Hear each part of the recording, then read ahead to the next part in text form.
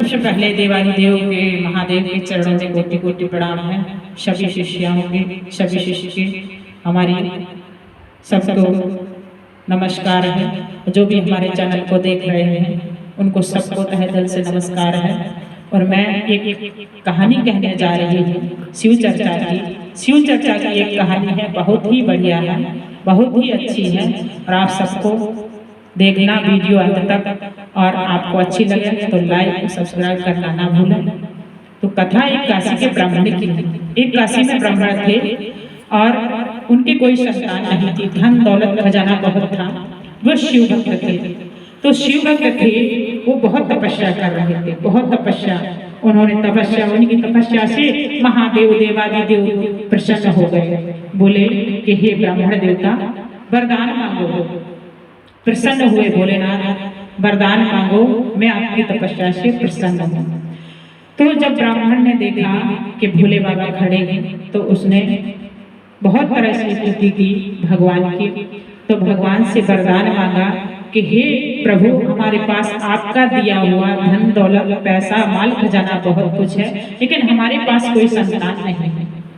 तो भोले बाबा ने कहा कि आप संतान मांग लो। तो भोले बाबा बोले क्या मांगोगे, पुत्र या कुपुत्र? तो ब्राह्मण कहने लगे कि हमें इसका मतलब बताइए भोले बाबा। तो भोले बाबा ने कहा देखो, कुपुत्र तो आपको बहुत दिन चलेगा और कष्ट देगा, और सुपुत्र होगा थोड़े दिन जिएगा लेकिन आपको आनंद बहुत आएगा। तो ब्राह्मण सोचे कि क्यों ना हम सुपुत्र मांग लेते हैं। कुपुत्र होगा कलेश देगा, सुपुत्र होगा थोड़ा दिन ही सुख देगा, सुख तो होगा। लोग कहते नहीं कि जब कुपुत्र हो जाता है तो माँ बाप बहुत परेशान हो जाते हैं, कहते हैं ऐसे औलाद से तो बिना औलाद के बढ़िया। तो ब्राह्मण ने सोचा औलाद मांगो, अच्छी मांगो, थोड़े दिन चलेगा सुख मिलेगा। तो ब्राह्मण ने सोचा कि बाबा हमें सुपुत्र दे दो। भोले बाबा ने सुपुत्र दे दिया। बोले जाओ ये 5 साल तक जिएगा। बेटा दिया, ब्राह्मण को बेटा हुआ, बड़ी खुशियां मनाई। बेटा 4 साल का हो गया, सारे वेद वेदांग पढ़ा दिए। तो जब 1 साल उसकी आयु शेष रह गई तब ब्राह्मण को बड़ी चिंता होने लगी। बोले अब मेरा बेटा 1 ही साल जिएगा, मैं क्या करूं? बड़े बड़े ऋषियों के पास गए, बड़े बड़े संतों के पास गए। तो संतों ने मिलकर सलाह दी कि आप काशी में रहते हो, काशी गंगा के तीर में, आप इस बालक को जो भी मिले प्रणाम कराना। तो वो बालक जो भी ब्राह्मण, जो भी आता था, ब्राह्मण साधु संत जो भी आता था उनके चरणों में लेट करके दंडवत प्रणाम करता था। और उनके माता पिता वही घास फूस की पर्णकुटी बना के रहने लगे। जब बालक की 4 दिन आयु शेष रह गई तो वहां पर सप्त ऋषि का आवागमन हुआ। सप्त ऋषियों ने सोचा कि हम बाबा विश्वनाथ की आज दर्शन करेंगे और आज गंगा स्नान करेंगे। तो उन्होंने नहाया धोया, गंगा स्नान किया, बाबा विश्वनाथ के दर्शन किए और वो गुजर रहे थे। जैसे ब्राह्मण की कुटिया के पास से गुजरे तो उस बालक ने दौड़कर ऋषियों के चरण पकड़ लिए, प्रणाम किया। तो ऋषियों ने कहा पुत्र चिरंजीवी भव, चिरंजीवी भव, चिरंजीवी भव। तो ये बात सुन के जो बालक के माता पिता थे वो रोने लगे। बोले बाबा तुमने चिरंजीवी का आशीर्वाद दिया, लेकिन हमारे बेटे की आयु पूर्ण हो रही है, 4 दिन ही बचे। अब सप्त ऋषि एक दूसरे का मुंह देखने लगे और सोचने लगे क्या करें। तो वो सोचने लगे, सोच विचार के बोले कि ब्राह्मण देवता ये पुत्र मुझे प्रदान करो कुछ दिन के लिए। ब्राह्मण ने सोचा अब तो ये मर ही रहा है, ठीक है तुम ले जाओ। वो ले जाके ब्रह्मलोक में ले गए बालक को। ब्रह्मा जी अपनी सभा में बैठे हुए थे। सप्त ऋषियों ने ब्रह्मा को प्रणाम किया, बाद में उस बालक ने प्रणाम किया।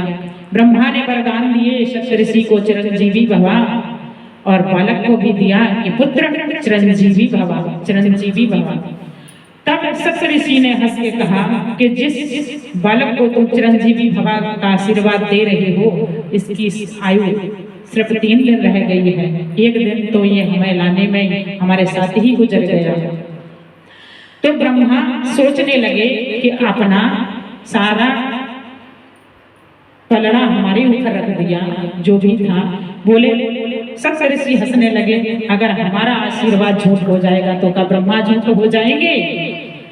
तो ब्रह्मा जी कहते सब अपना किया कराया, मेरे ऊपर थोप दिया, अब क्या किया जाए? विचार करने लगे। जब ब्रह्मा विचार करने लगे, बोले ब्रह्मा कहते हैं शंकर के पास चले कि भाभी मैट सके तपुरारी, भाभी मैट सके तपुरारी। एक शंकर ही ऐसे देवता हैं जो हमारे ललाट पर, हमारे मस्तक पर जो भी गलत सलत लिखा है, एक बार शिवलिंग के ऊपर मस्तक टेक दो और दिल से भगवान भाव के भूखे हैं। भगवान भोलेनाथ कहते हैं कि मैं भाव का भूखा हूँ, भाव का भूखा हूँ मैं, और भाव ही मुझे चाहिए। भाव बिन सुनी आवाजें हम कभी सुनते नहीं। बाबा के ऊपर तुमने दूध दही बहुत कुछ चढ़ाया, लेकिन भाव नहीं तो बाबा स्वीकार नहीं करते।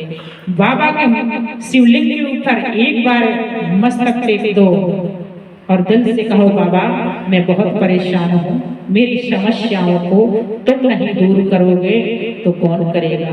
तो भोले बाबा बहुत कहते हैं ये औगड़दानी है। औगड़दानी का मतलब है बिना सोचे समझे दे देने वाला। औगड़दानी का मतलब है बिना सोचे समझे दे देने वाला। तो भोले बाबा अपने भक्त को ये नहीं सोचते ये छोटा है ये बड़ा है, बाबा बहुत जल्दी प्रसन्न हो जाते हैं। तो ब्रह्मा जी कहने लगे, भाभी बैठ सके त्रिपुरारी, चलिए अब भगवान भोलेनाथ ही जो भी करेंगे। तो सप्त ऋषियों को लेके चल दिए शिवलोक की तरफ। तो ब्रह्मा जी आगे थे, सप्त ऋषि पीछे थे, सप्त ऋषियों के पीछे बालक था। तीनों